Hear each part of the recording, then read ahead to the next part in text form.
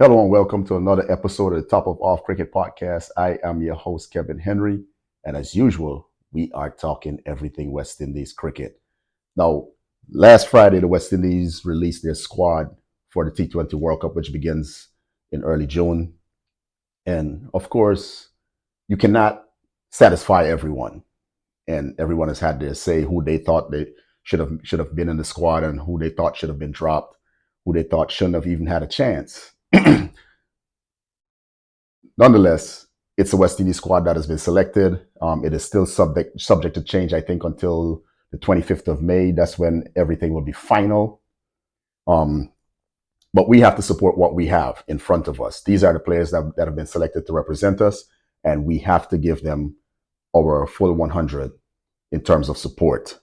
Now, most of the team, you can see people found consensus with it. Rothman Powell. Matter of fact, I'll go over the team.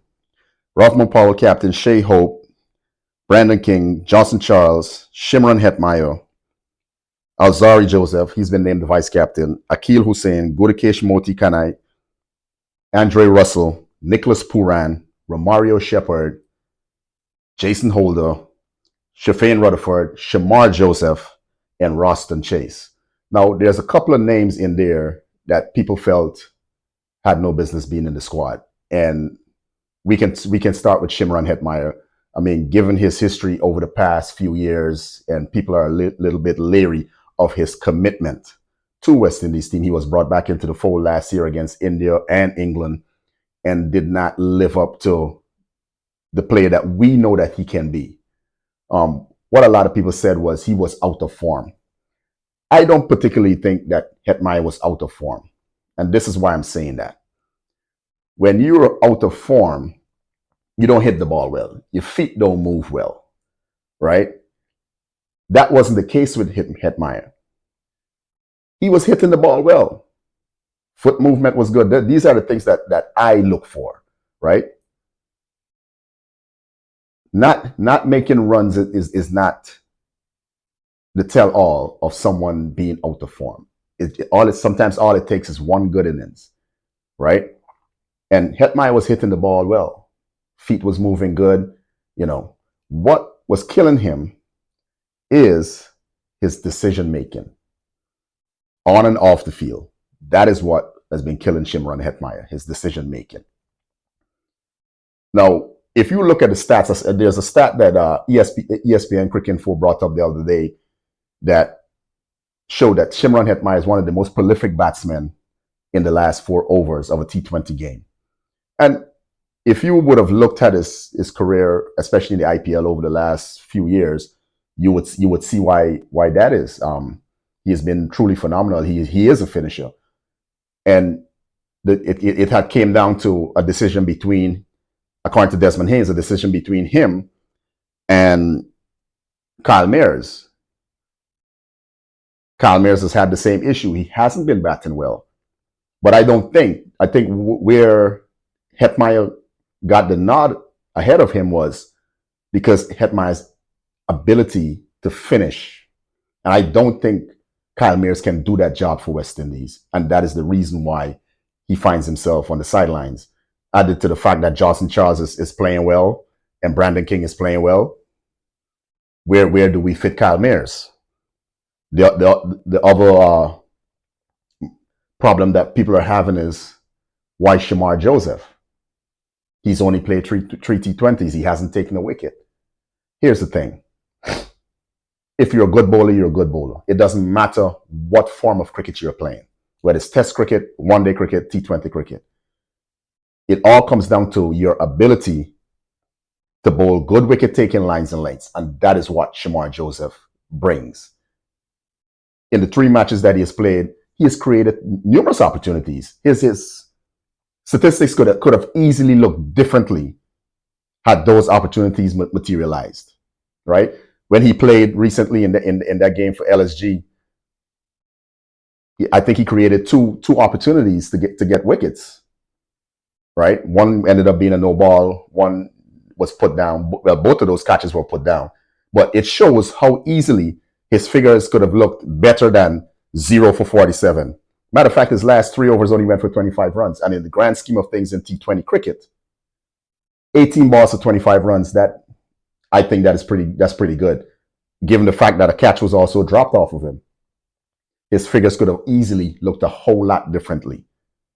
It's about creating chances, especially in the power play. And that is what we are looking forward to where Shamar Joseph is concerned.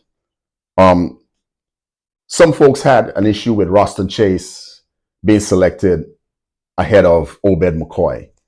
Here's the thing. McCoy is not the same bowler he was 2-3 years ago. It just seems like the ball is not coming out of his hands like it was back then. And it's posing a problem for him. He just hasn't been bowling well. Added to that, he has had numerous injuries of recent, and he hasn't played as much, right? So for him, it's a matter of form. It's not a matter of decision making. It's a matter of form. And we do need a left arm pacer. And I hope Obed finds this, he finds that form that he had a few years ago where the ball was coming out really nice and he was doing some things with it and creating a whole lot of problems because our death bowling right now is trash. So that is my take on those 4 players that people have questions around. Some people were also asking, why did we select Gudakesh Moti? Why are we selecting 2 left arm spinners? Here's the thing. Even though they're 2 left arm spinners, they're 2 totally different bowlers. Moti has a little bit more guile than Akil Hussain does. Turns the ball more than Akil Hussain does. And then on these tracks that we have in the West Indies, that is going to be pivotal. So while it is same in terms of what meets the eye, the 2 of them are left arm spinners, but they're 2 totally different bowlers, and they both bring something to the table, right? On the instance of Chase and McCoy, there's going to be a whole lot of left-handed batsmen that are going to show up for that T20 World Cup, and Chase is going to be, if he plays, he's going to be required to do a job. He is going to be required to do a job. Some people have been screaming Kevin Sinclair. Kevin Sinclair is not even in the conversation. Why are we talking about Kevin Sinclair? Everybody knows how I feel about Kevin Sinclair. I think he's one of the best batsmen that we have in the West Indies right now, but his bowling has fell off since he left South Africa. I don't know if y'all been paying attention. His bowling has fell off since he left South Africa. He didn't bowl well in Australia, even though he picked up a wicket. In the recent regional series, he did not bowl well. Right now, Roston Chase is bowling better than he is. So for me, that is a no-brainer. I think Kevin Sinclair needs to get back to the basics when it comes to white ball cricket. Last year for the Amazon Warriors, it didn't work out. There's some things that happened and it did not work out. I hope when the draft comes around for the CPL this year, he gets picked up by somebody, he goes back, does what he needs to do. He's a much improved batter. And we see a Kevin Sinclair that can, down the years, he's a young man, down the years, that can be a mainstay of all 3 formats for the West Indies. So that is my take on the squad selection. The burning questions that some people have had. That is my take on it. Once again, I'm going to run it through for you guys. The squad is Rothman Powell, Shea Hope, Brandon King, Johnson Charles, Shimron Hetmyer, Alzari Joseph, Akil Hussain, Gudakesh Moti, Andre Russell, Nicholas Puran, Romario Shepherd, Jason Holder, Sherfane Rutherford, Shamar Joseph, Roston Chase. That is going to be our squad. I'm really looking forward to see what these guys can do. In a subsequent episode, I'll select my starting 11. Let me see what y'all think. I am your host, Kevin Henry, for the Top of Off Cricket Podcast. See you next time.